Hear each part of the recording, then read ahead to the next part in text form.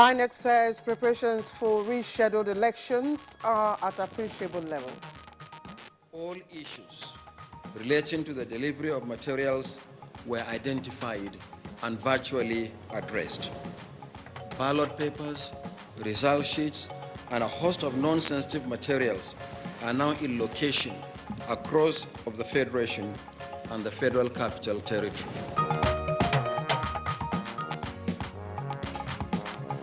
Presidency reacts to ballot box snatching mixed-up messages.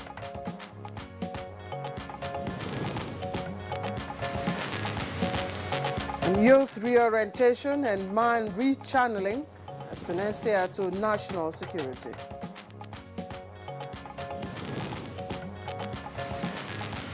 On Good Morning Nigeria today, we focus on election postponement, logistics, and operational matters.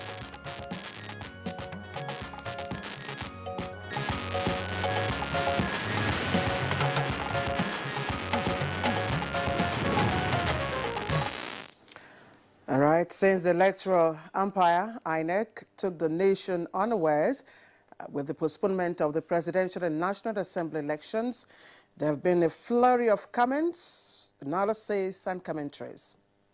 All right, no doubt about that, Claire. Now, the announcement certainly came to many as a rude shock because of the timing and more particularly the resources already committed by candidates, political parties, the electorate, or observers.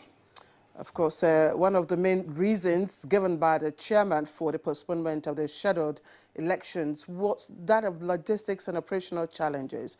Now, many have been trying to understand, especially given the fact that INEC had over 4 years since the last elections to prepare for this crucial assignment and, of course, moment. All right. Now, many also say that the logistic challenges could have been identified early on and ameliorated. Otherwise, the postponement of the elections could have been communicated much earlier as well, so as to save the nation the attendant embarrassment and cost. All right. Now, Nigerians have since accepted the new date and are working towards it all around the country. That is the situation. But the question is, what is INEC doing to put behind it the initial logistic challenges, of course, that it said derailed its plans? Now, how can it plan for a smoother conduct of the rescheduled elections? That's, of course, talking about its ICT platforms. Now, these are very pertinent questions that you have raised, and that is why this morning we intend to engage experts in the field of logistics as well as ICT to get their perspectives on what can be done to ensure that there are better arrangements, especially with regard to the transportation, warehousing, and distribution of sensitive and non-sensitive materials. It's on that note, of course, we'd like to welcome you to this edition of Good Morning Nigeria. Thank you for being with us. We're on Africa's largest television network, the Nigerian Television Authority. My name is Kingsley Osadolo. I am Claire Dilabu Abdul Razak. The pleasure is always ours having you join us on the program. Of course, we'll also hopefully today bring you the complimentary segments of the program, talking about newspaper review, business, sports, foreign, and arts and entertainment, always taking the rare. Right now, Comfort Amodu is in our news studio ready to give us the morning news. Comfort, good to have you with us. Hello, Claire and Kingsley. Here is the news. There is high hope that the elections scheduled for this Saturday will hold as preparations have reached appreciable level. INEC Chairman Professor Mahmoud Yakubu gave the assurance at a media conference in Abuja. Issues relating to the delivery of materials were identified and virtually addressed. Ballot papers, result sheets, and a host of non-sensitive materials are now in location across of the Federation and the Federal Capital Territory. I want to report that we have achieved 95% configuration of the 180,000 smart card readers, and this process is going to be completed early morning on Wednesday. And President Muhammadu Buhari has again asked Nigerians to brave the challenges of the postponed elections to cast their ballots this Saturday. President Buhari, in a statement, assured Nigerians of a conducive electoral atmosphere to freely exercise their civic duty.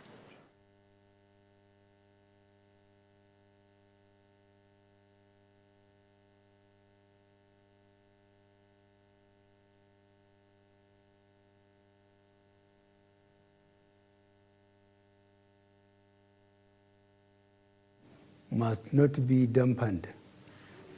I urge all Nigerian voters to brave the challenges and ensure that they cast their votes. This government assures all voters of their protection before, during, and after the polls. I also thank Nigerians for their patience and trust in our government to deliver credible elections where your votes will count. Your votes will count as we are committed to rid our electoral process of vote buying and manipulations. Thank you, and God bless the people and the Federal Republic of Nigeria. Meanwhile, the presidency says President Muhammadu Buhari is coming that anyone found snatching ballot boxes during next weekend's election would face the wrath of the government. Should be seen as a strong message against the long history of savagery associated with elections in the country. A statement from Senior Special Assistant to the President on Media and Publicity, Garba Shehu. The Presidential Media Office says snatching ballot boxes entails putting the lives of innocent Nigerians at risk, adding that President Muhammadu Buhari has the safety and security of Nigerians in mind. Garba Shehu expressed concern over those attacking the president's comment, adding that the president should be praised rather than criticized for issuing the warning to potential ballot box snatchers. And APC stalwarts have continued to speak on the advantages the one-week postponement of the Presidential and National Assembly is to the party. Bauchi State Governor Mohammed Abdullahi and the National Coordinator of APC Presidential Support Committee, Senator Godswill Akpabio, at a media interface in Abuja, reaffirmed that electorate across the country are ready and committed to the task of re-electing President Muhammadu Buhari in view of his honest leadership and passion towards building a stronger democracy. They attributed the president's statement against those planning to disrupt the electioneering and even voting processes as a clear testimony of his determination to repositioning the country to the path of greatness and promote its democratic values. Because we keep on complaining of the lack of free, fair, transparent elections in Nigeria. And Mr. President is bent on ensuring that the 2019 elections are free, fair, and transparent. And if it takes stopping criminals to ensure the transparency of that election, so be it. And it showed clearly that was a president, not for the elite, but for the common people, and that Nigerians see repose a lot of hope in him. And we, as party stalwarts, were very, very impressed. APC is waxing stronger and stronger. And now a crucial meeting of the top level of the nation's security apparatus has ended in Abuja with a firm resolve towards ensuring that eligible voters are not in any way hindered from exercising their franchise in the rescheduled general elections. The meeting, presided over by President Muhammadu Buhari, noted that significant improvement in the security situation across the crisis-prone areas and took far-reaching measures towards sustaining the peace enterprise for a hitch-free electoral process. We are ready for elections. We do not believe that the level of security challenges will preclude elections not taking place all over our states. The Boko Haram bask in the oxygen of publicity by attacking my convoy, by targeting my person. They have gotten the much needed boost. I'm ready to pay the supreme price if needs be. No matter how long the night is, it must give way to the light of the dawn. Every Nigerian is encouraged to come out on the election day and cast his or her votes without any fear of molestation. The security personnel are ready and prepared to protect everybody. Reorientation and rechanneling of the minds of youths by useful engagement has been identified as pivotal towards addressing national security. This was brought to the fore at the 2019 National Security Seminar with the theme Youth Budge in Nigeria, Implications for National Security. And indeed, the emasculation of the youth in every aspect of our national life has equally resulted in a myriad of socioeconomic challenges, which are the consequences of what we call the mismanagement of the youth population. They are disturbed or worried about engagement, empowerment, and employment. That is the problem. And unless we look critically at these three words I've mentioned, we'll have difficulty trying to resolve the tendencies they have that might also lead to insecurity.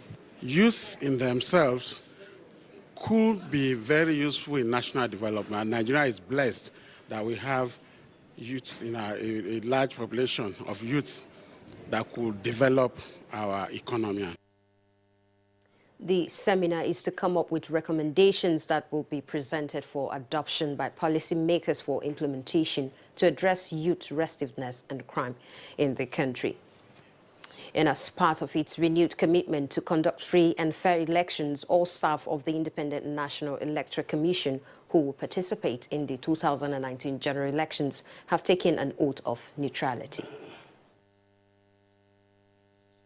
All sensitive materials which were fully deployed to all the 21 local government areas have now been returned to the board of the CBN as directed, 100%.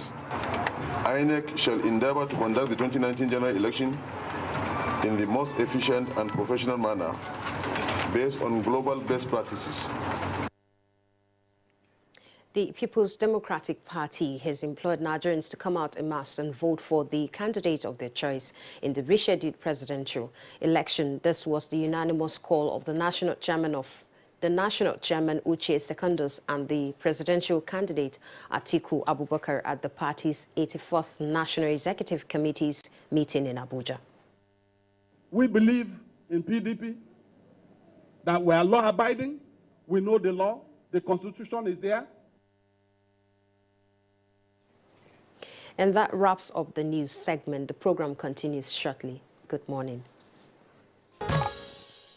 Following the postponement of the Presidential and National Assembly election, Independent Marketers Association directed its members across the country to reduce petroleum pump price with 5 naira as part of its corporate social responsibility and their resolve to contribute to sustainable democracy in Nigeria.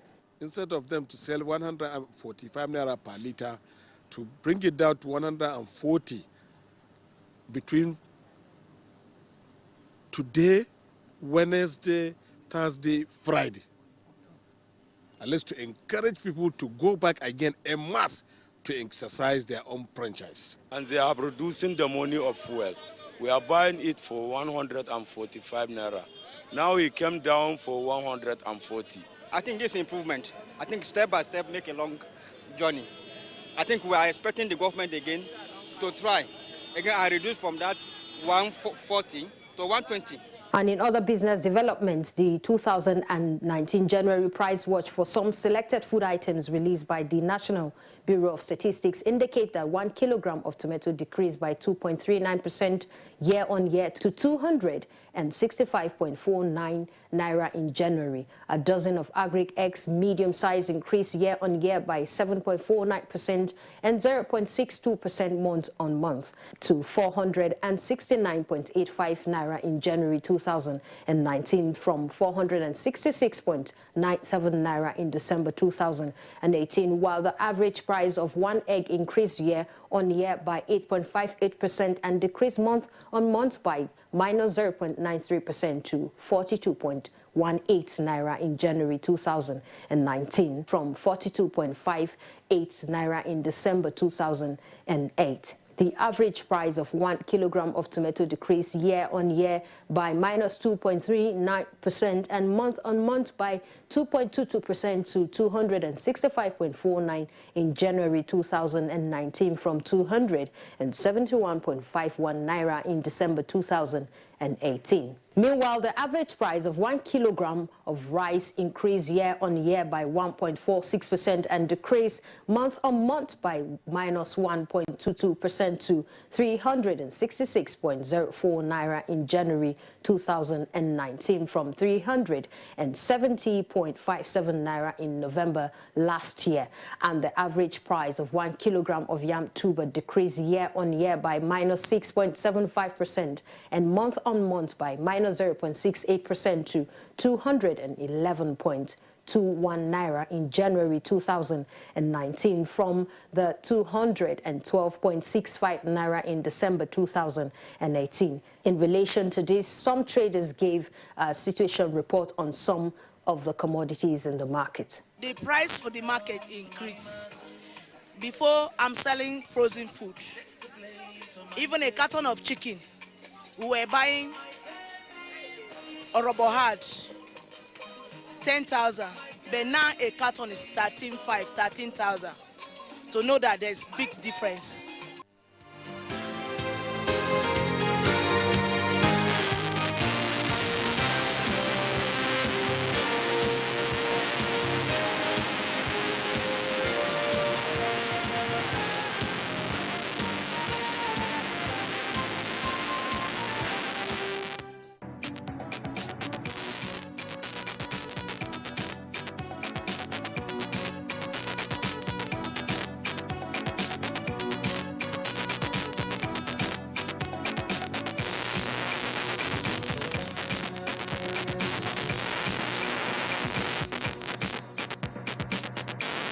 With business news, I'm Comfort Amodu.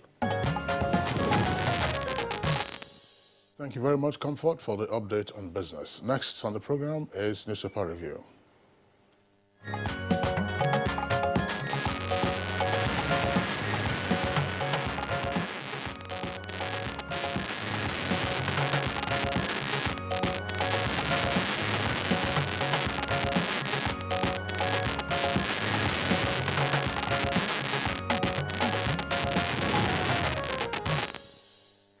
Right, if you've just tuned in, you're watching Good Morning Nigeria, and right on time as we welcome Bayo Toyebi for Newspaper Review.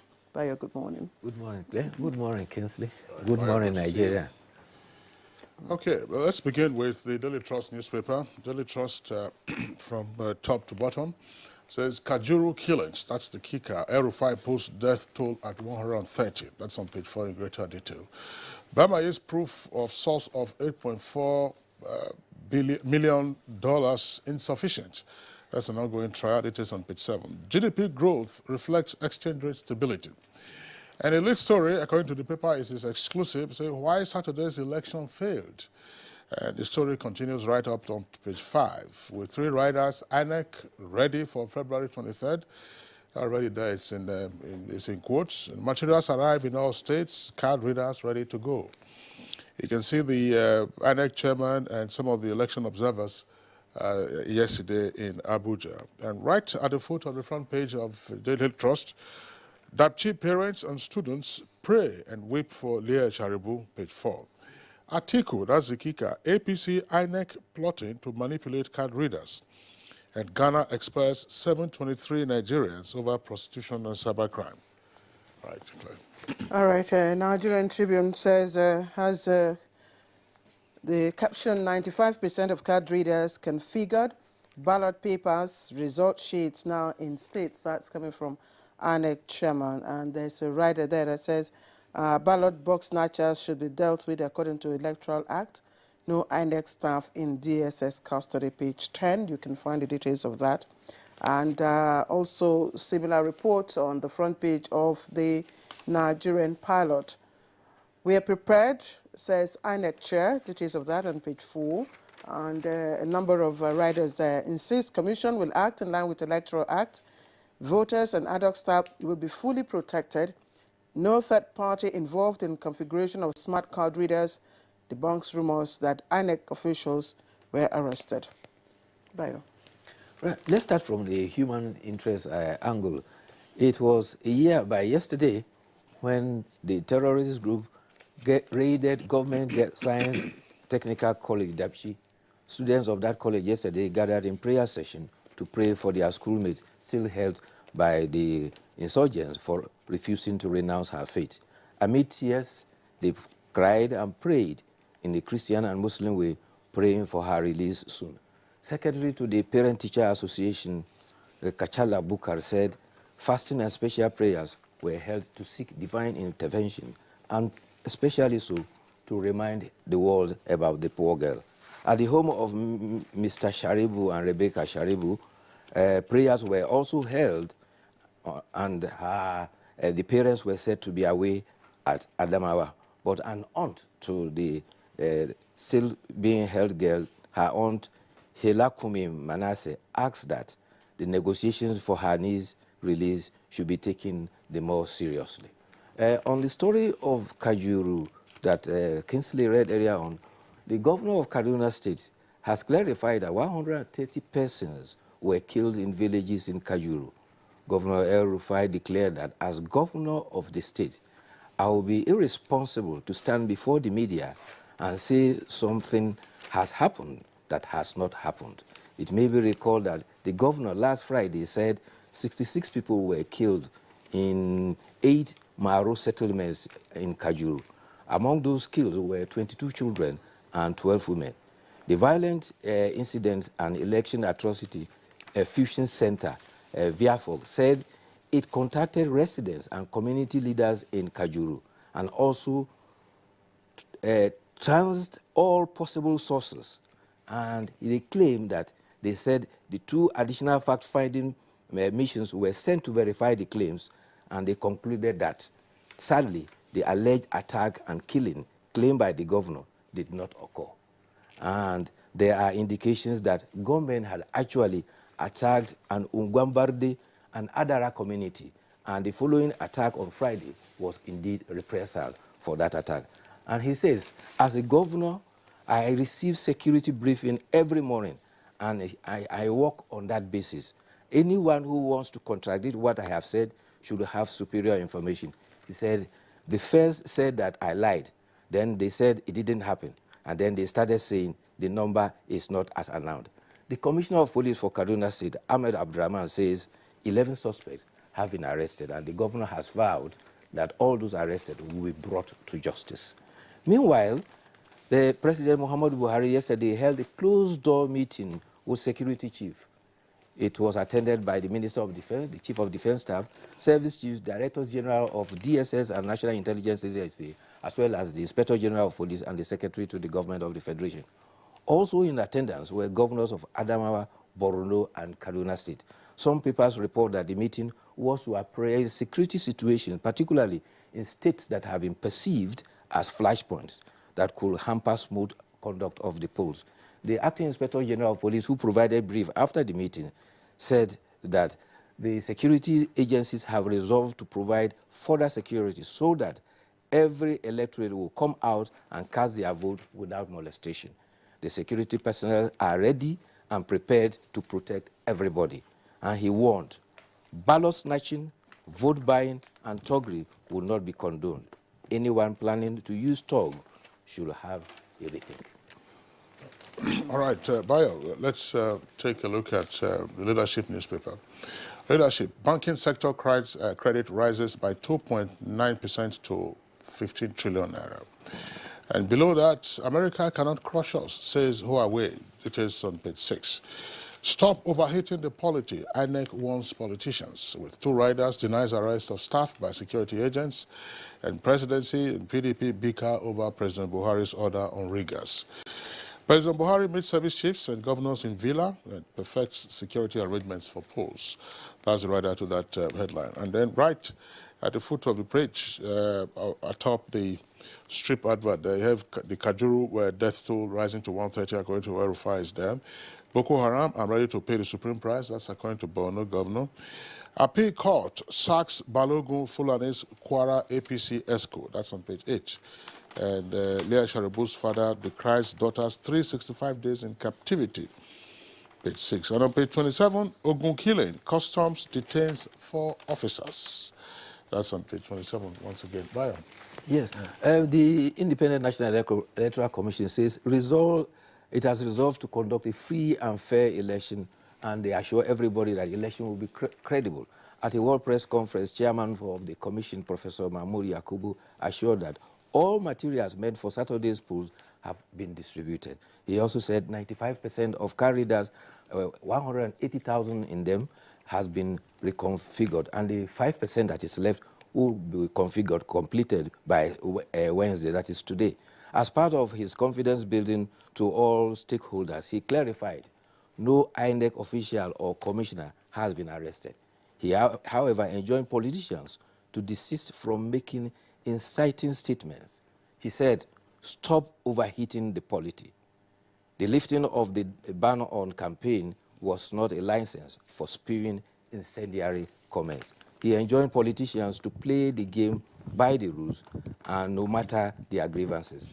He stressed that all violations of the electoral rule and laws must be treated in accordance with the Electoral Act.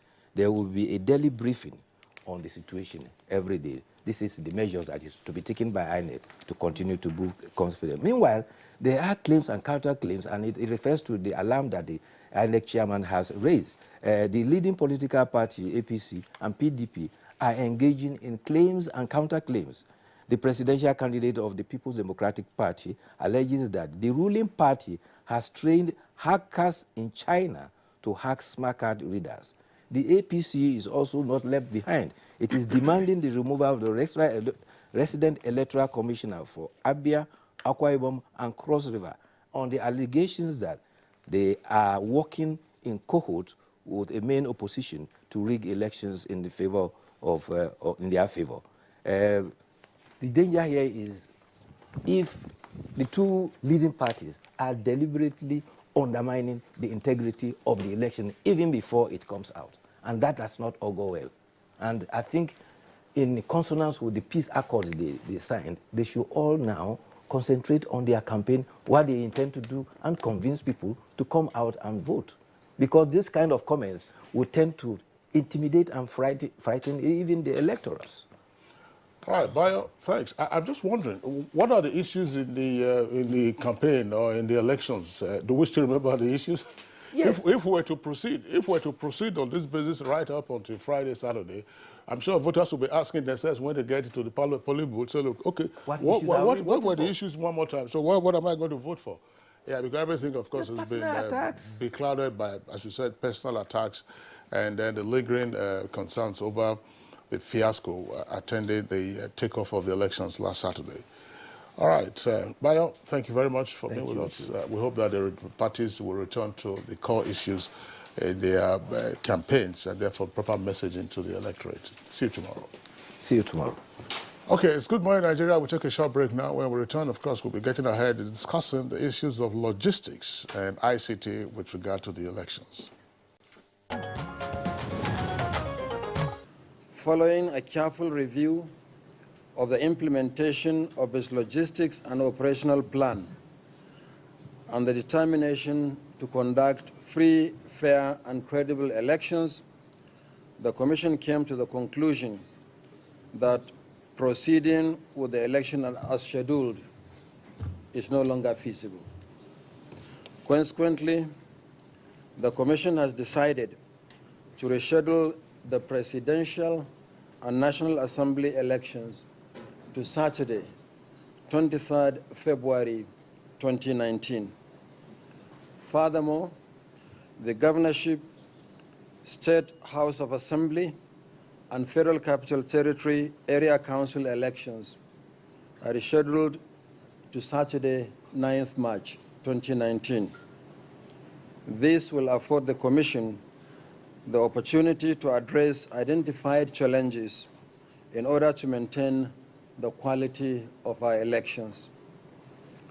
This was a difficult decision for the Commission to take, but necessary for the successful delivery of elections and the consolidation of our democracy. These were the reasons stated by the INEC chairman, Mahmoud Yakubu, at a media briefing after the postponement of the 2019 general elections. Many Nigerians received the news with shock, especially in view of the repeated assurances by the Commission that all was set for the elections.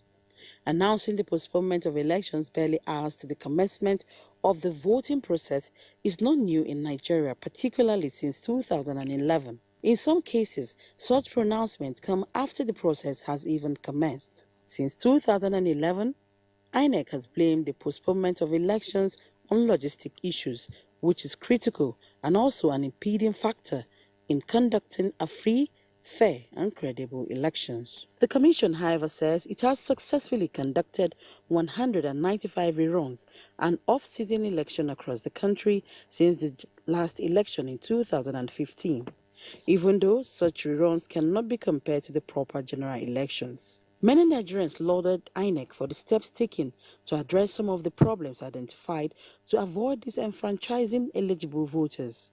But on the other hand, they believe INEC had enough time for preparation before the slated dates. And it may be recalled that in 2011, the National Assembly election scheduled for April 2nd, which commenced smoothly in states such as Lagos, Kaduna, Kebbi, Delta, Zamfara and Enugu, were later rescheduled by INEC, citing the fact that sensitive materials were deployed late. Again, in 2015, general elections were also postponed by 6 weeks due to the insecurity situation in the northeast. Since then, postponement of general elections due to logistic reasons has become a common phrase in Nigeria, even though many would have thought by now INEC would have developed strategies that will address logistic issues once and for all. With the presidential elections now rescheduled to Saturday, 23rd February 2019, while the governorship, State Assembly and FCT area councils now 2nd March 2019, observers believe INEC officials should be ready to conduct a well-coordinated and free exercise. Guest on Good Morning Nigeria today will be answering questions bordering on logistic issues and how it can be addressed. They may even look at lessons learned so far from this postponement.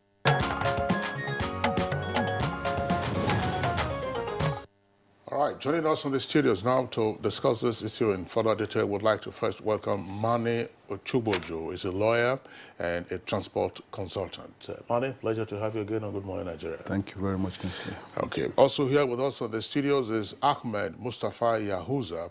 He's of the Cyber Security Department of the Nigerian Information Technology Development Agency, NITA. Yahuza, pleasure to have you with us on Good Morning Nigeria. Good morning. Thank you for having me here.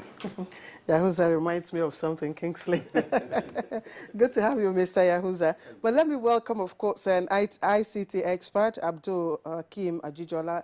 He's a well-known face here. He's also Chair, Consultancy Support Services Limited. Mr. Ajijola, thank you for joining us. Thank you for the honor of inviting me. All right. And we go to our Lagos Network Center, and we have Jubril Ibrahim, who is President, Chartered Institute of Logistics and Transport. Mr. Ibrahim, thank you very much for joining me, or joining us, rather. Thank you very much. Good morning, Nigeria, and thank you for having me. We'll stay with you. Our first question goes to you.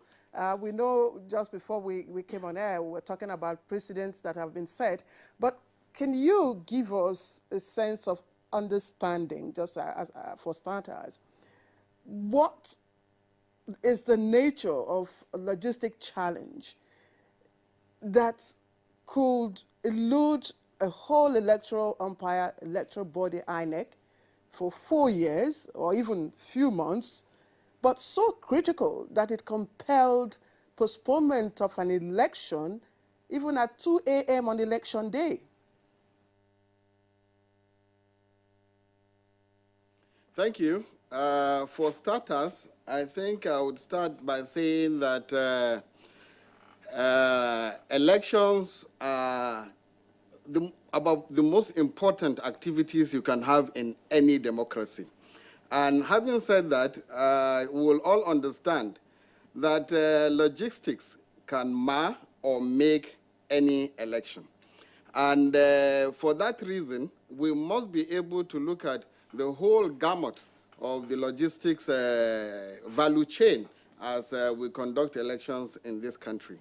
And I think it is proper for us to look at logistics with concern to the elections being an orderly and coordinated procedure for the warehousing, procurement first and foremost, warehousing, distribution and retrieval of election materials and personnel.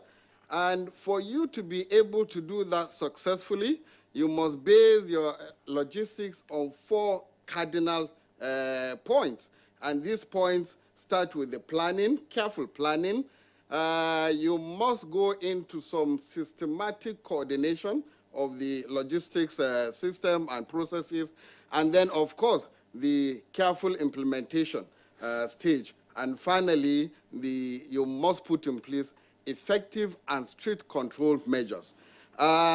Once we go this gamut, we believe if it is handled carefully, we should be able to have successful elections. But it is not out of place to say that there could be some things that are behind the scene that we are not seeing. But basically, for every logistics system, if you go it in this manner, systematically, you should be able to see a success of it. But let us also look at the fact that we have been conducting elections over this period, over a long period of time, as you have mentioned. And I know that at the planning stage, INEC contacted and consulted a lot of logistics concerned stakeholders. And at the end of the day, we expected that they were going to come up with a blueprint. But there were so many things that we thought they should have done, which we were not in the know whether they have done them or not. Particularly, since election is a going concern, it is expected that before every election, maybe a year and a half, we should be able to do a self-audit of our logistics value chain, and particularly get an independent person to conduct that audit for you from a neutral point of view, such that all the gaps that are apparent can be filled before the real conduct of the election. And I think, I'm not too sure if INEC did this, but by way of advice, these are some of the things that they should do in order to forestall some of these challenges that we're facing. They have mentioned quite a number of reasons, and out of them, the only many of them you can attribute to probably mismanagement. And there are basically 3 types of mismanagement when it comes to election or logistics, running a logistics system. And the first one could be out of ignorance, and particularly with the issue of bad weather that was mentioned. I think if INEC had worked with the Nigerian Meteorological Agency, they would have been able to have a weather forecast over a period of time that would determine how they fashion out their logistics operations. And ignorance of that may be a very serious consequence in what we do. Of course, there are other issues of mismanagement that could border on probably accidental mismanagement or intentional mismanagement. The first 2, accidental, and the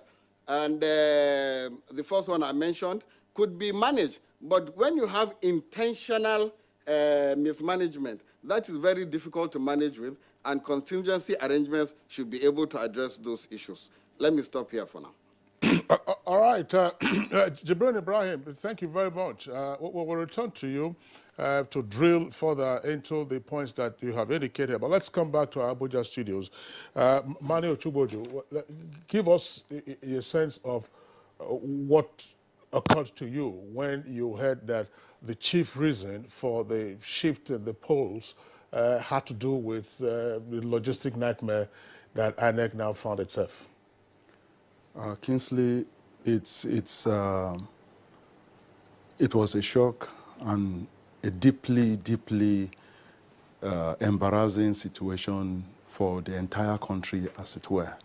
It immediately brings to mind the issue of the rehabilitation and improvement of our transportation system immediately, when logistics was being put as the main reason. And when you think of transportation, you begin to imagine the entire socio-economic and political system of the country standing on 4 structures. The structure it stands on is just like a table with 4 legs.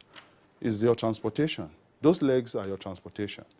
The transportation, I start with railway, then you have your waterways, you have your airways. I'm mentioning road network as the last. I'm mentioning it last because it seems to be the only one we tend to emphasize on.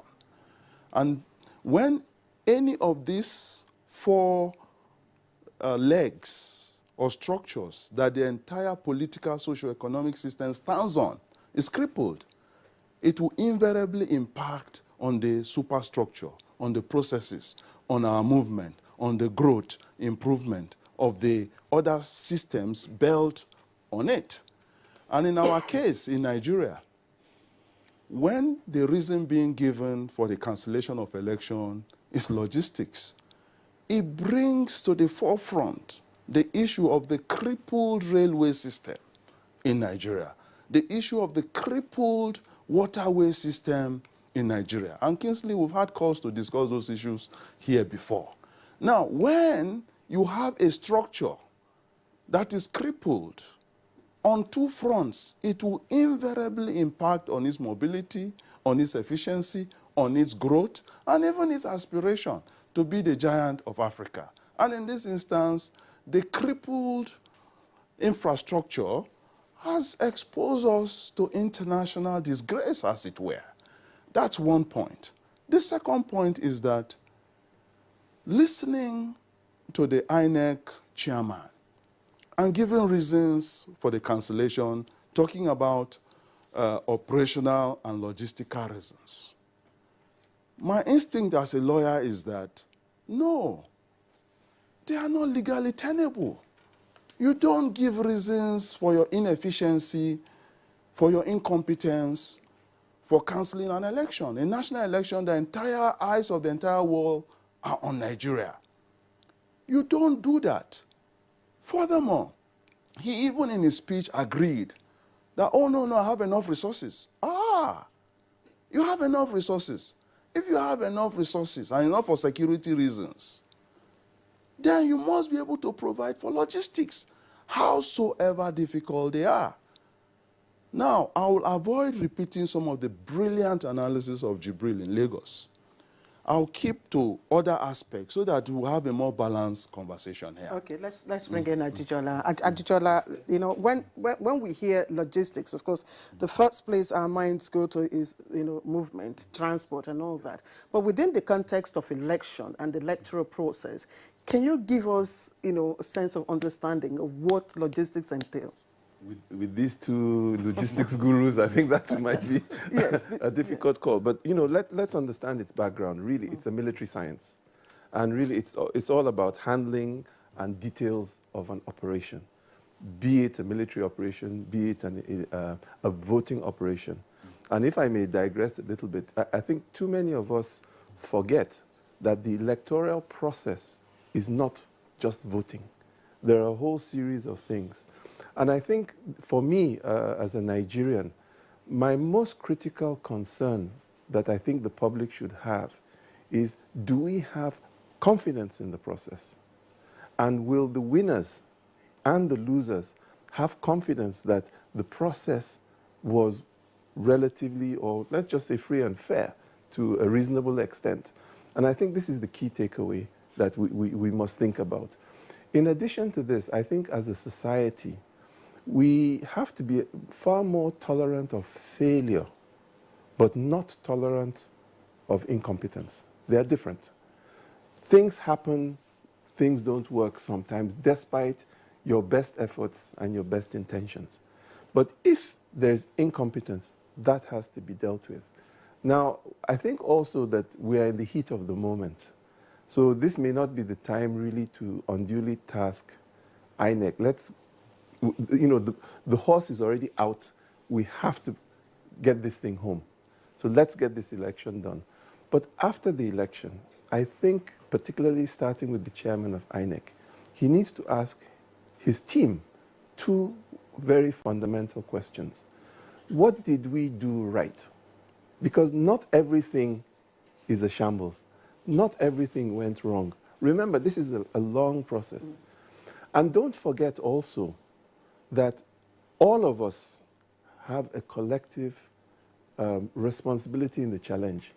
You may say, I have the budget. Was the budget released to me on time?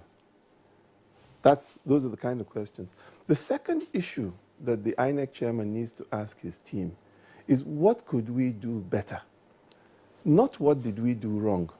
And the logic behind this is that we must move ourselves away from recrimination and blaming. Yes, there may be some people or some things to blame, but the issue is that let us be constructive. What can we do better? So for me, these are the critical questions that I would love to see the answers. And of course, below those questions, there are many other issues. Okay, Ajijola, thank you very much. Let's bring in Ahmed Mustafa Yahuza. I would like you first, while we are still on logistics, I would like you to give us a sense of the role ICT plays in logistics. I'm asking this question against the background of our everyday experience. For those, for instance, who fly in Nigeria, you can see this is probably the only situation where you check in your luggage, and then before you board the flight, you are asked to come and physically identify your luggage on the tarmac. You identify, you tap it, and then even the baggage handlers, they will be greeting you, good afternoon, sir, safe flight, sir, safe flight, sir. Elsewhere, elsewhere, I mean, you have several stops, you're flying within, then you have several stops. Sometimes, by the time you land, and it takes a while from your landing gate to the carousel, your luggage is already out there. Yes. So, what is the role of ICT? Because we heard that they said that they were all going to the airport to go and supervise. Is this something you see physically, or that there are other ways that ICT could actually assist with logistics? Yes, thank you very much. So basically it has to do with the maturity level of our ICT in Nigeria. Of course, we are developing, and so also is our ICT. Let me quickly take us down the lane on how INEC has matured to where it is today. INEC, of course, started with manual registration of voters. Then we see a slight shift to registering voters and an optic magnetic reader, where they register voters, and of course they scan it and the computer reads the data.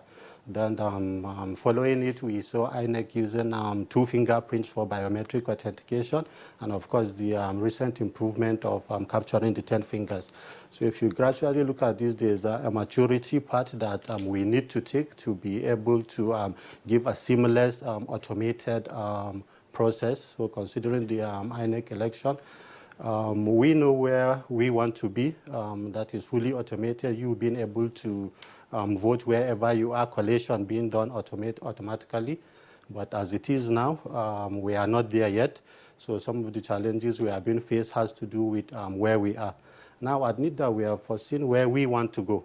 And the government too has its own backing with NIDA, where it requests that every agency should come to NIDA for clearing to make sure that all our ICT projects are in line with the overall goal. So as it is now, some of the challenges being faced by INEC has to do with, what will I say, some of an island attitude, where INEC thinks they want to do all by themselves.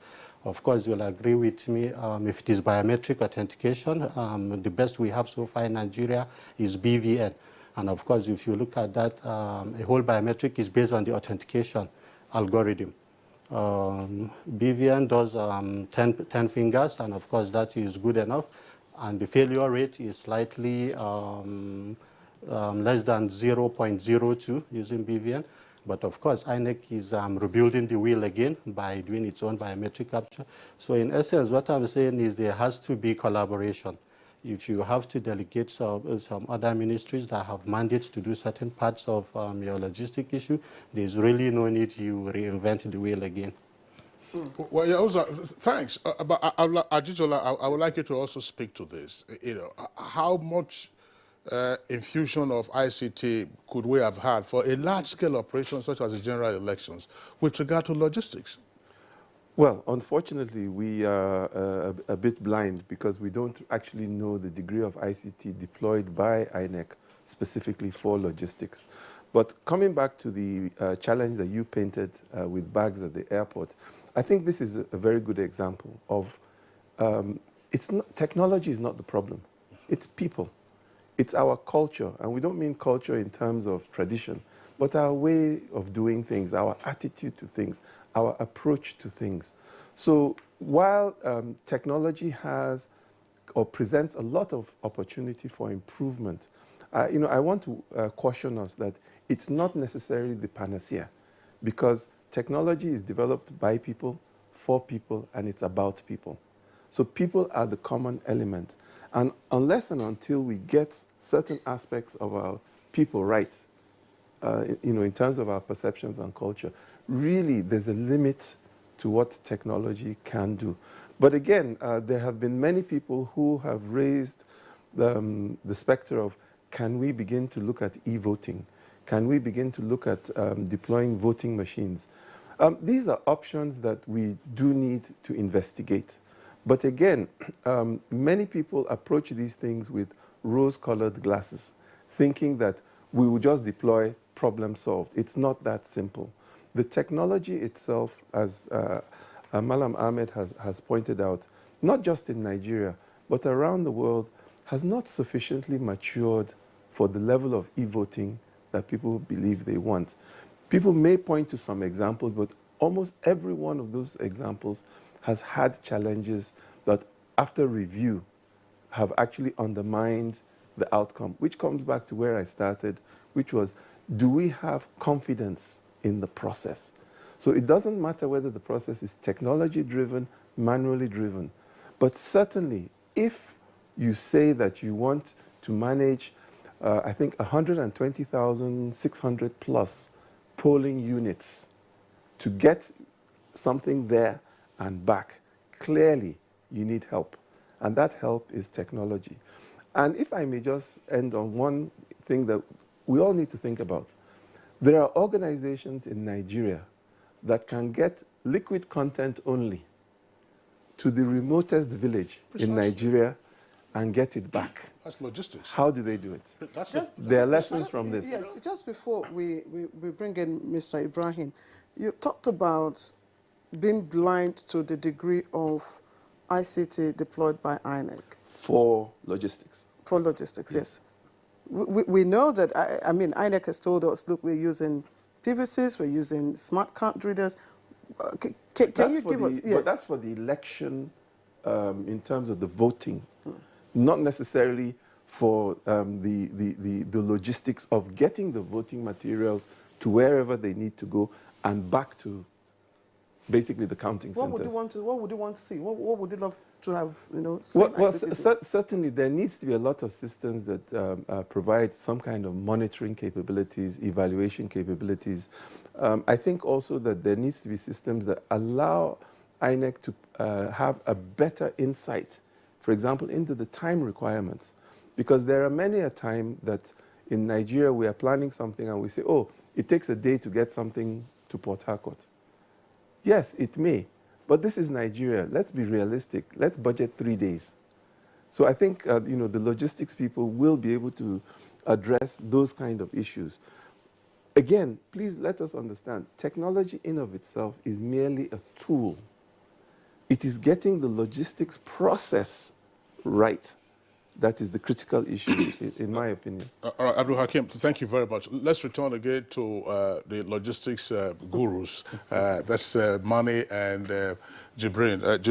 Ibrahim, in our Lagos Network Center, you already gave a broad overview of the issues involved in logistics. And you were hinting at an earlier consultation between INEC and some of the logistics providers in the country. What could have gone wrong? Ahmed here was talking about some INEC perhaps operating as an island, in other words, operating in silos without really broadening out. Give us, from your own perspective, can you break down what probably just happened with what occurred on Saturday, leading to the postponement of the elections. First, it would appear, this is just from reading and then seeing the pictures and so on and so forth, that all materials first will arrive in Abuja, maybe at the airport or at some location, and then you now start taking from Abuja to transport, to warehouse, to the last mile. And what space of time? What could have certainly, I mean, even if you're not a logistics expert and you're familiar with some of these transportation issues, you would assume that there will be bottlenecks that could cripple your best plan. So in your own estimation, give us a picture of what happened, even though you were not an insider, and what could have been done right. Yes, thank you. I mentioned earlier there may be a lot of issues behind the scene that we are not aware of.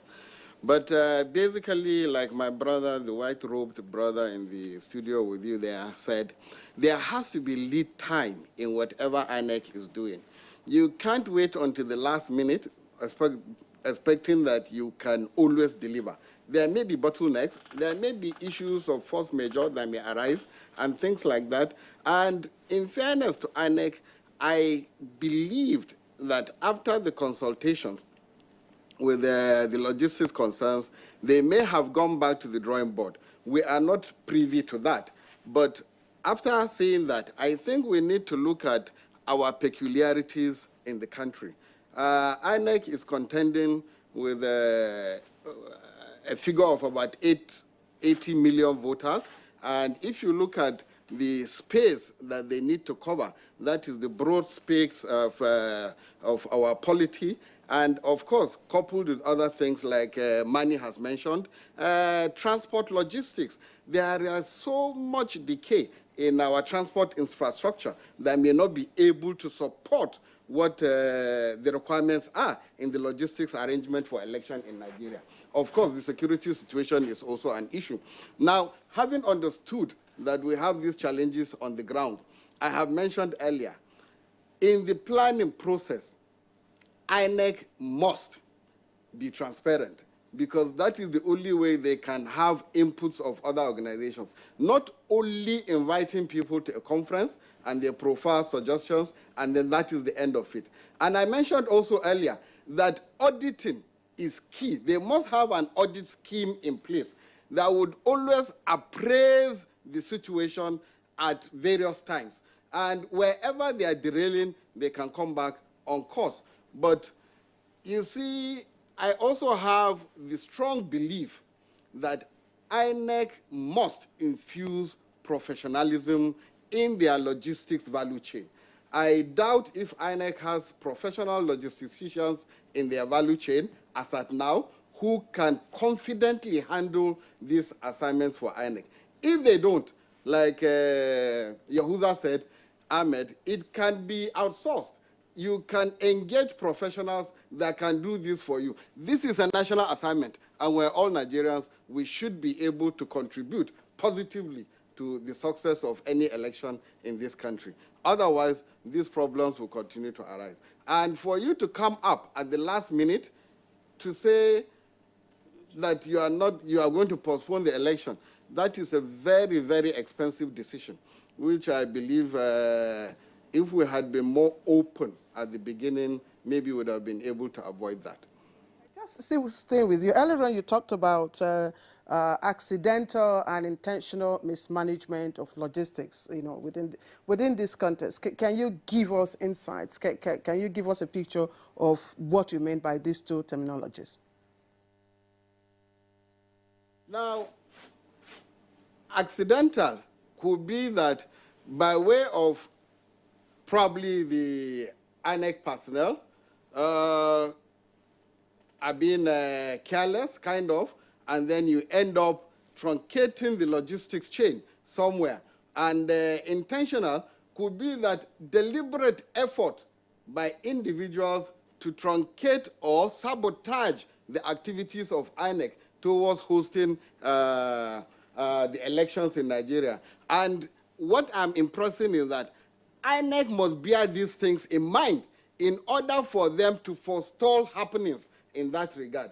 Of course, you cannot rule out the fact that people would come out one way or the other to see to the destabilization, most especially when you involve politicians at different stages, and they would want to see that they win by all costs. So there may be intentional mismanagement where the INEC personnel are compromised at different stages, and with that happening, I think it will mar any election that INEC is trying to execute successfully.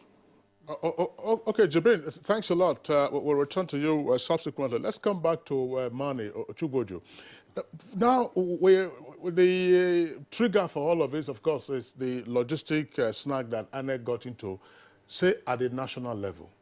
And we know from the conduct of elections in this country over the decades that, again, as I've had cause to say on this program, somewhat jokingly, that you can actually draft a report before the election, and every other thing else will fall into place. Namely, there will be late arrival of men and materials at the police stations. Some of them, they will come, they will not have the right materials for the right police station, for the right police boat. All of these are issues related to logistics. So at the subnational level, where you have varying terrain and therefore varying challenges, what is it that we could do to forestall? Because now we are hearing that materials have been moved out. They have reached all the states. By Saturday, there's probably no guarantee that voting will start 8 on the dot in all the polling stations, 120,000 or several, or more. What is it that needs to be done now to, as it were, get you to the last mile? Kingsley, this still comes down to the issue of the management of the electoral system itself.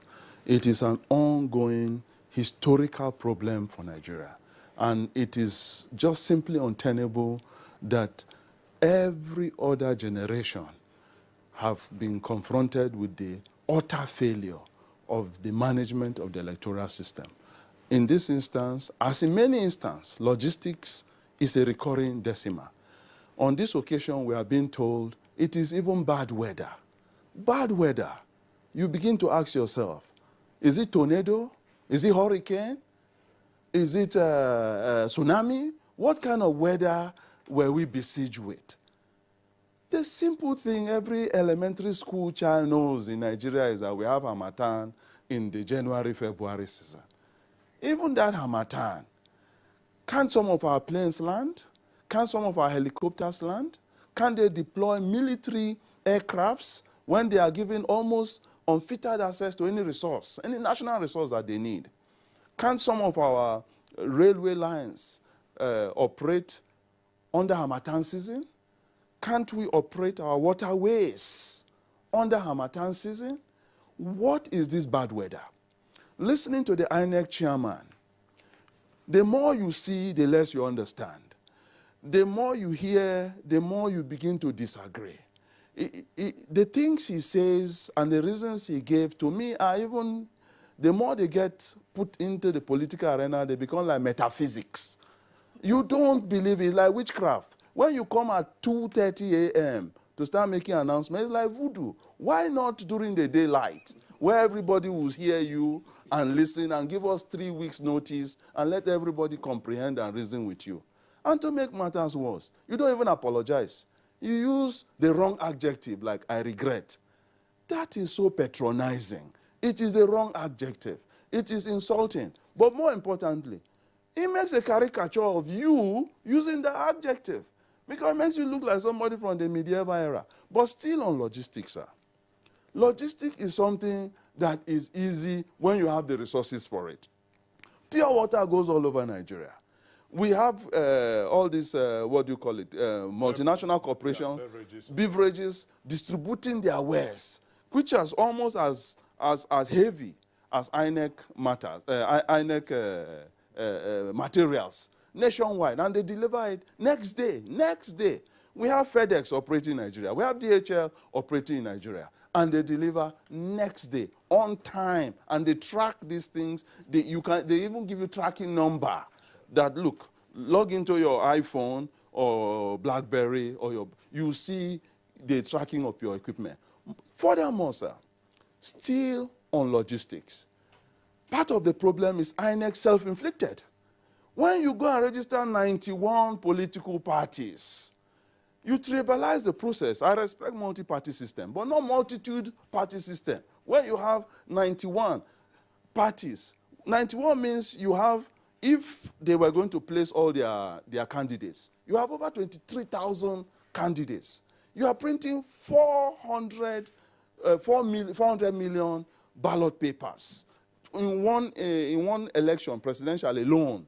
And then you have 640 court cases all over Nigeria, 640 court cases all over. This adds to the internal inefficiencies that we are seeing on display in a very disgraceful form. Okay, I know Ajijola and of course Yahuza. Let me just hold you a while. I want to bring in Mr. Jibril Ibrahim from our Lagos Network Center. You know, apart from the issue of bad weather, you know, which of course INEC mentioned, and other factors, we also hear misplacement of election materials. For instance, materials meant for one particular state, you know, being seen in another state. Under what circumstance can such logistic mistake be made?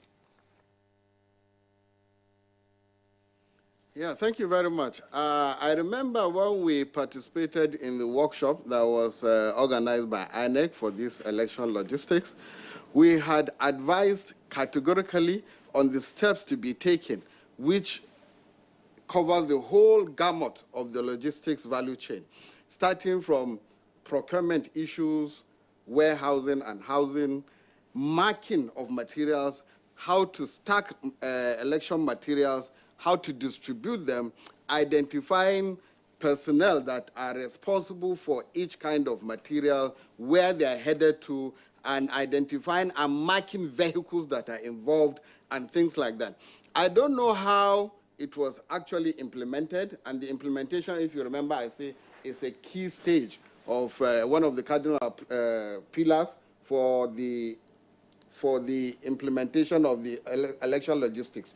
And we know, we're very much aware that they had gotten into some collaboration with NATO associations, that is transport owners associations in the country, so that they can use their vehicles.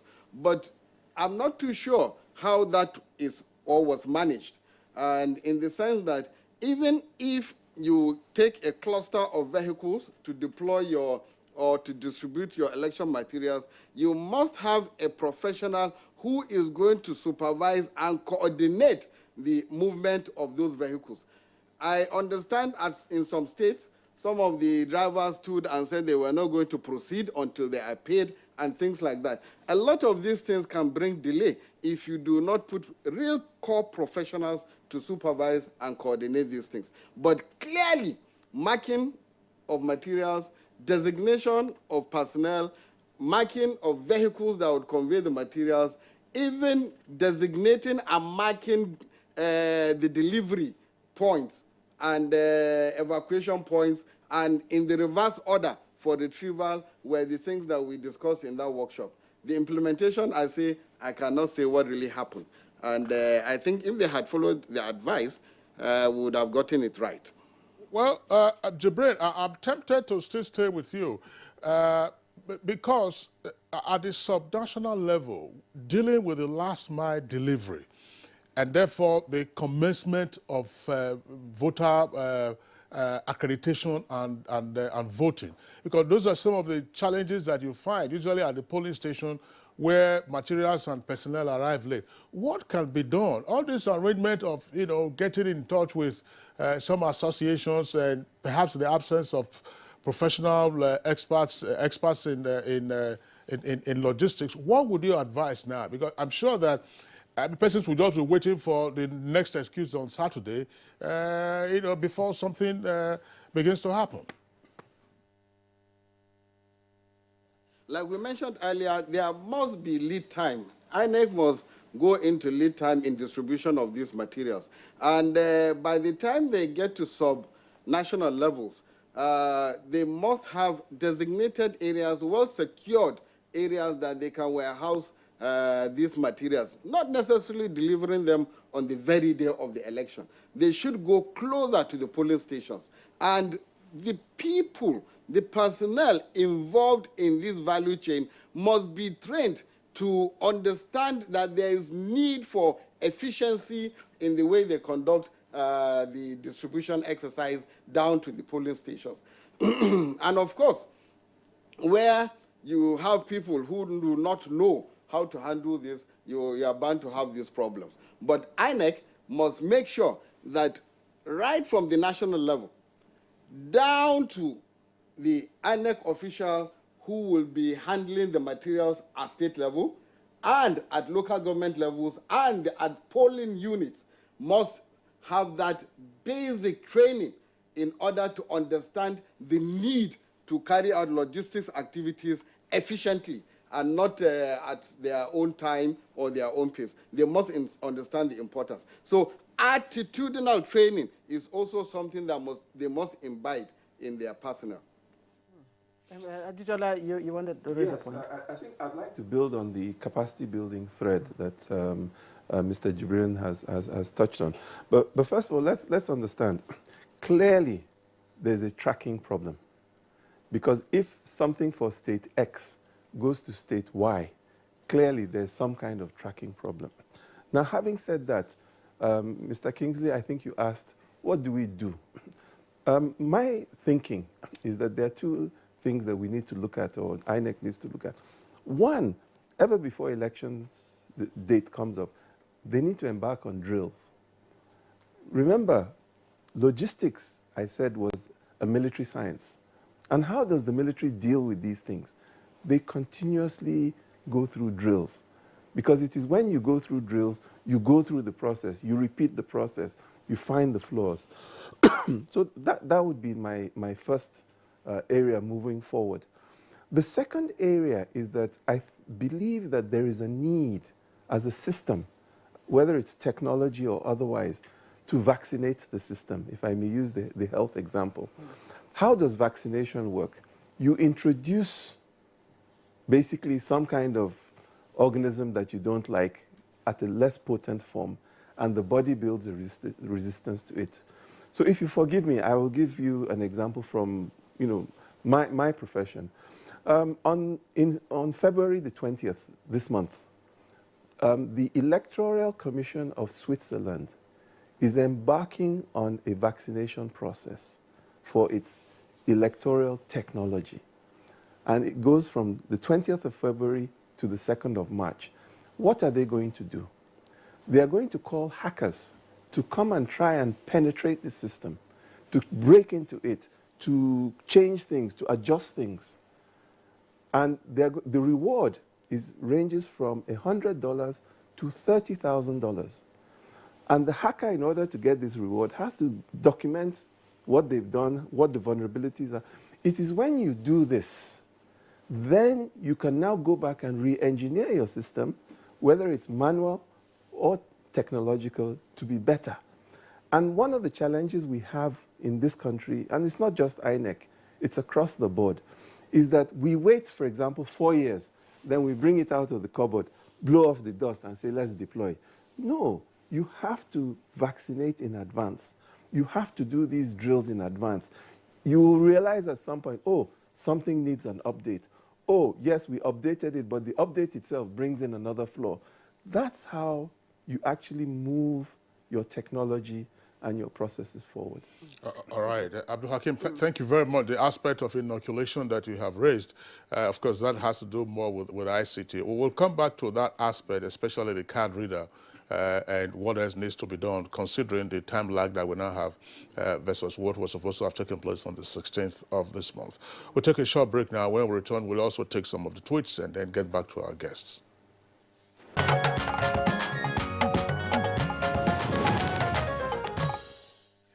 Welcome back. This is Good Morning Nigeria, live on Africa's largest TV network. That's the NTA. And we're discussing election postponement, logistics, and of course, operational matters. We have quite a number of tweets. And if Kingsley, can we start? Yeah, well, with Law Alpha C has this first tweet. It says logistics issues may not be the remotest reason for the postponement. Rather, it could be a soft word to suit our collective temper. Has INEC successfully recalled the sensitive materials already on transit before the eventual and unfortunate shift of dates?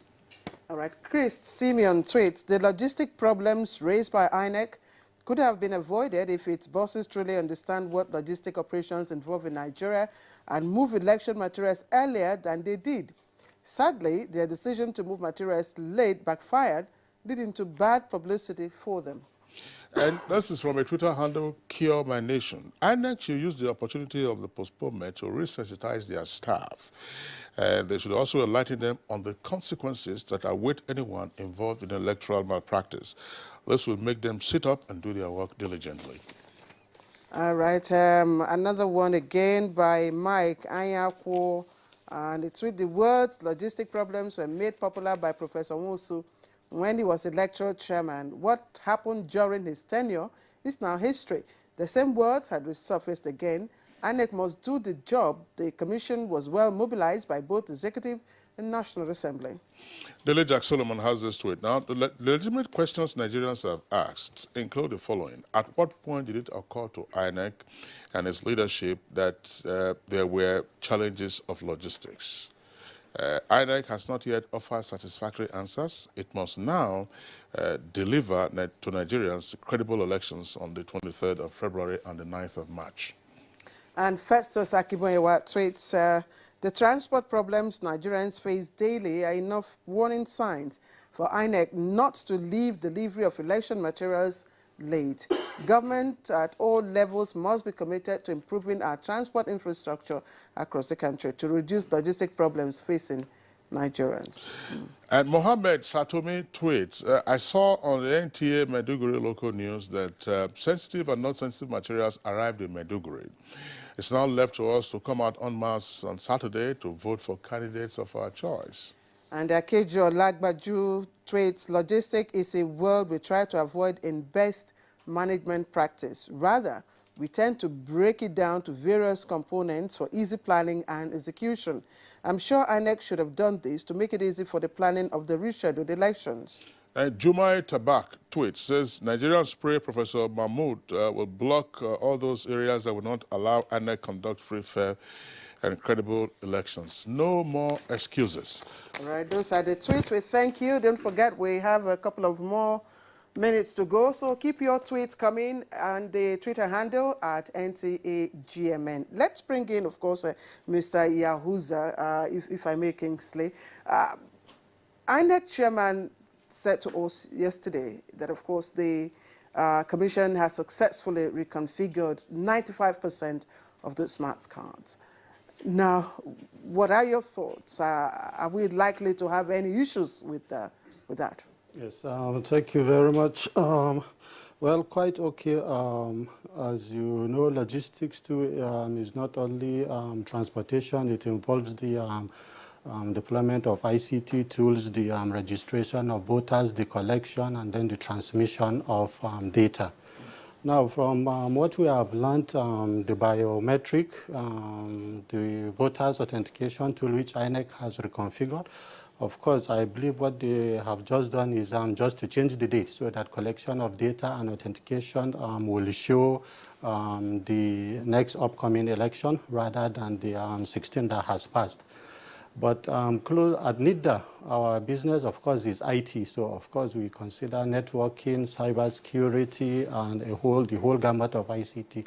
And we think at NIDA, what INEC, considering their maturity steps that they have taken, we believe that INEC will attempt to transmit election result electronically.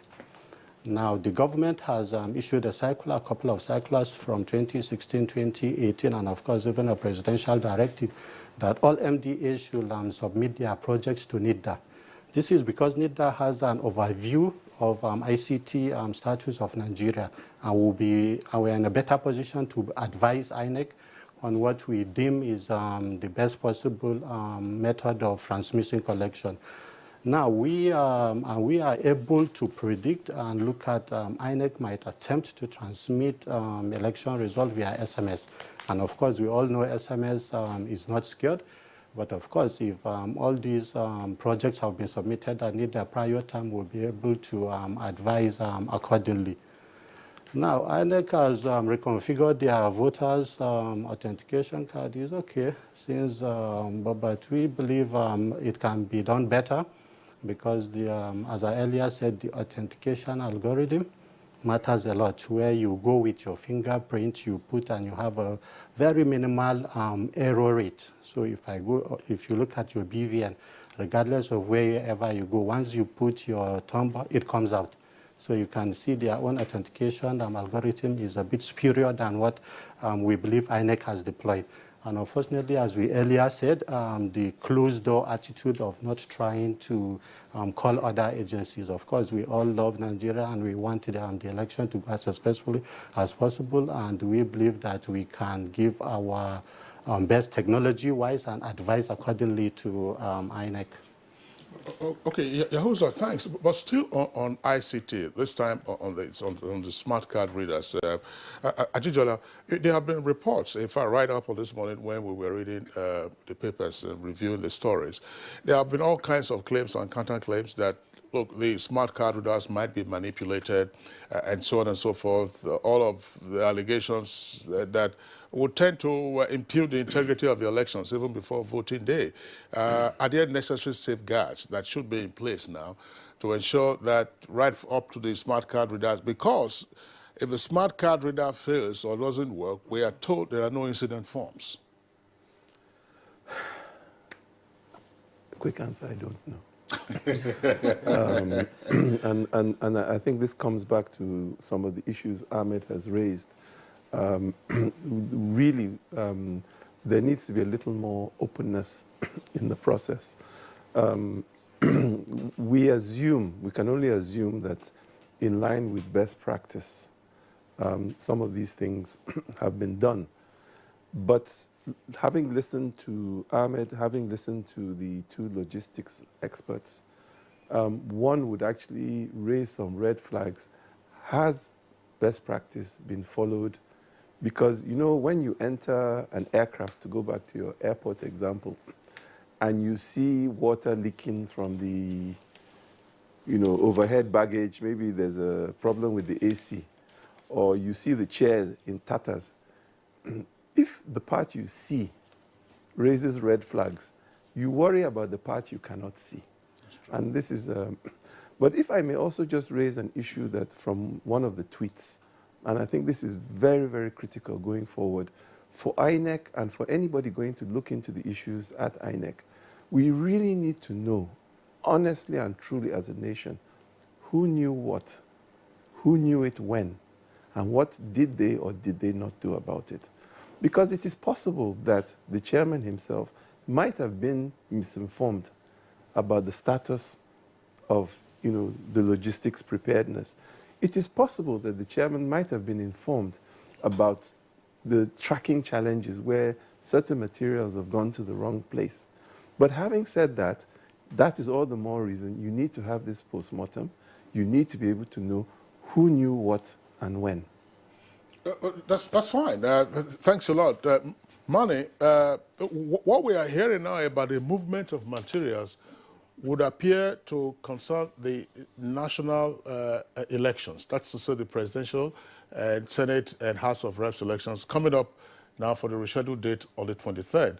I haven't heard that perhaps that's part of the materials they are moving now with regard to the other elections that have been rescheduled to the 9th of March. What would be your suggestion, assuming those materials are not part of the consignment already being moved? What should be, what should be your suggestion so that we don't get near those ones? we still retain the conversation around planning, execution, and monitoring. Those are issues that may have been poorly implemented. The implementation process. They have to look at their processes, their auditing, and their monitoring. And it has to be tweaked in such a way that or tuned in such a way that it will be efficient on this occasion. They have to start looking at the fact that they can't deliver on the same day. They have to act maybe 2-3 days in advance. There's nothing wrong with that. They have hubs. They themselves agree that they have 5 particular geographical hubs covering Abuja, Maiduguri and Yola, Port Harcourt. Port Harcourt covers southwest and southeast. And they mentioned this other hub. I think, is it, I've forgotten the fifth hub.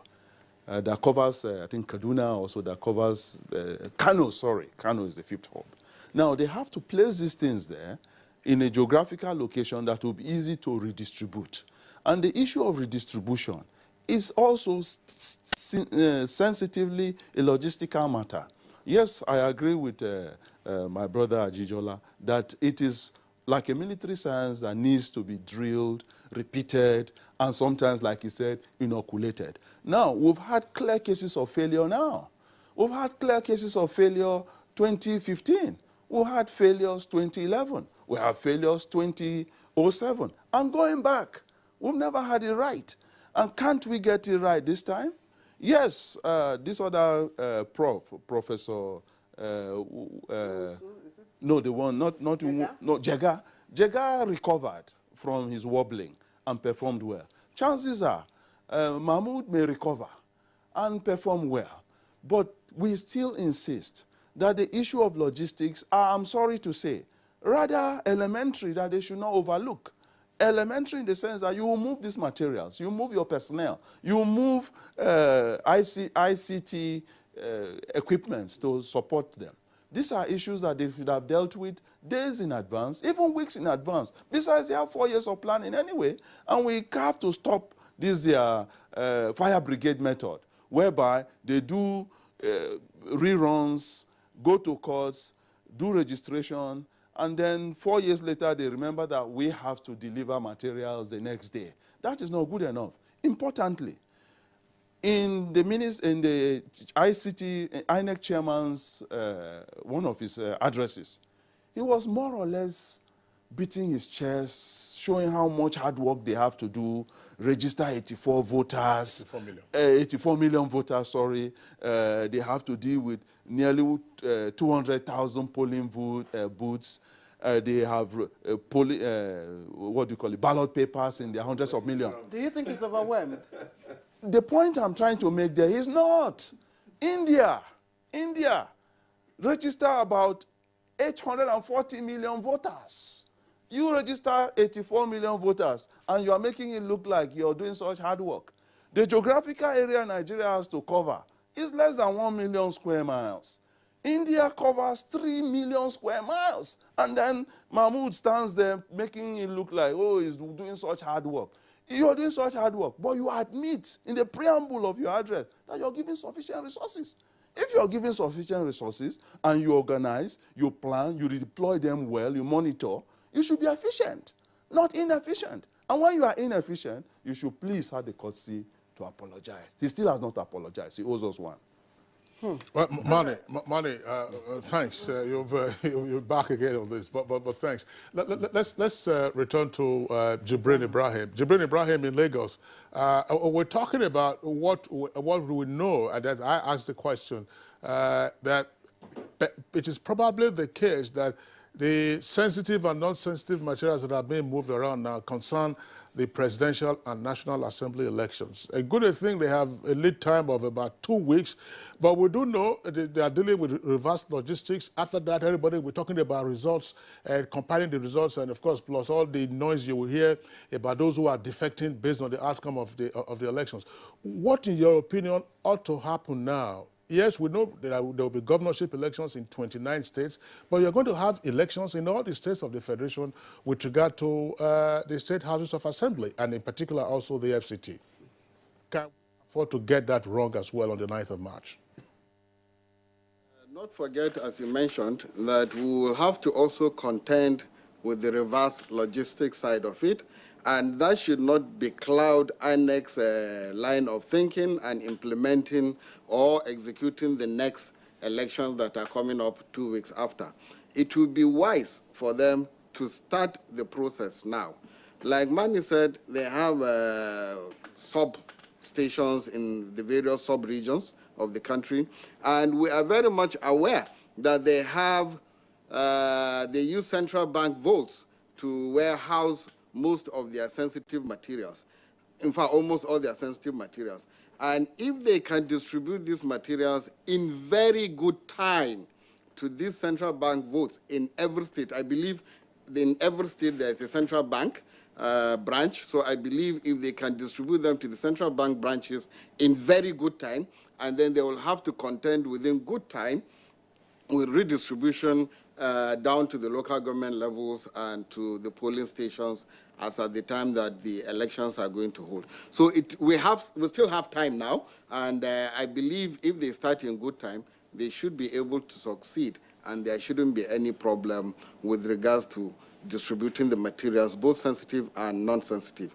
But I want to state that they must, as a matter of, if they have not done by now, I'll be surprised, that they have appraised all that has happened in the last 1 week or 1.5, and try to see that they have blocked the loopholes, they have taken care of the lapses, and such that this thing will not arise for the other election that is coming up, that is the state elections. But I will continue to appeal to INEC. They must institutionalize both self-audit and independent audit, that we could introduce into it what Ajitola has said, vaccination strategy in order to play the devil's advocate so that you can strengthen your position. Right, let's come back here. Thank you, Mr. Jibril Ibrahim. Let's quickly take our closing remarks now. Hakeem, yes, going forward, what must INEC do now to build trust, of course, with regards to the, other elections? And, some very strategic players also recommended unbundling of INEC. Probably INEC has too many things to do, and that probably cost us this embarrassment. Ooh, okay. Let me start with my final conclusion and then go to the question you asked. Excellence is a journey, not a destination. So INEC needs to, and the rest of us in Nigeria have to appreciate that that excellence is something we will strive for. Yes, we may fall down from time to time. Like I said, we need to be more tolerant of failure, but not tolerant of incompetence. Now, having said that, the issue of unbundling, I think, is something that we could think about as a society. However, before we start to unbundle, there are some things we need to get right first. For example, when you go to vote, are you whom you say you are? And this comes back to the identity management issue. If we can get that right, and I would argue from my own insight that we are beginning to head in the right direction on that. But if we can get that aspect right, it will offload a lot of pressure and overhead, I believe, on INEC. And actually, if you look at the national identity card, because it has quite a sophisticated chip mechanism, your voter identity can actually be stored there. So automatically, not only have you saved money, but you've also saved processing complexity. That's where I would start. Ajijola has always harped on that, the fact that you have multiple locations for capturing personal identity, personal data, and so on and so forth. But what you just raised now is an issue that clear. For another day. We have to deal with on another day. But Yahuza, let's also get your closing thoughts. As politely as you have tried to express some regret that the INEC doesn't appear to have consulted sufficiently with NIDA.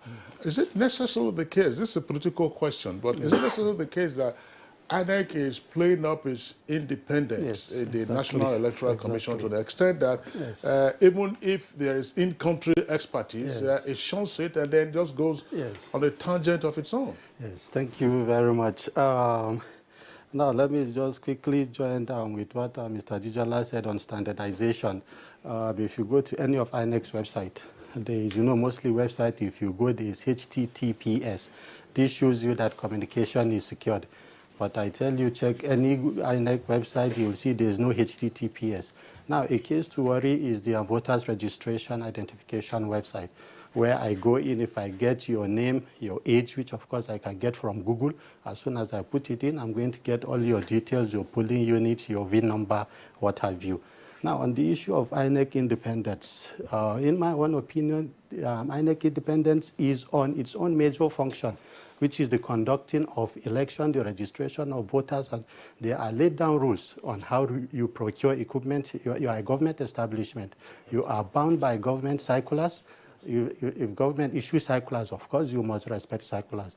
The circular government issue that says everybody must come to NIDA for clearance. We have ICPC. ICPC is an independent commission too, but they do send to NIDA. CBN comes to NIDA for clearance.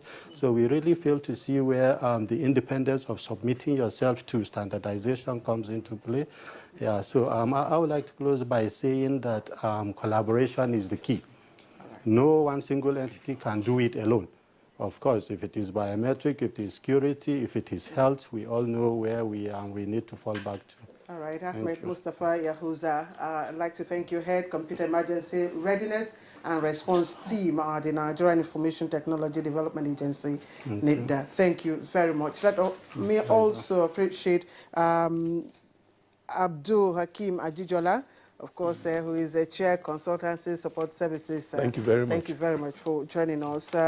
Mr. Mani Ochuboju, who is a transport expert, very vibrant one, passionate one. Thank you very much for joining us. Thank you very much. And Jibril Ibrahim, President, Chartered Institute of Logistics and Transport. We appreciate you. Thank you for joining us from Lagos. But before we allow all of you to go, we have more tweets. Yeah, unfortunately, we are pressed for time, Claire. But the tweets, they came in a torrent.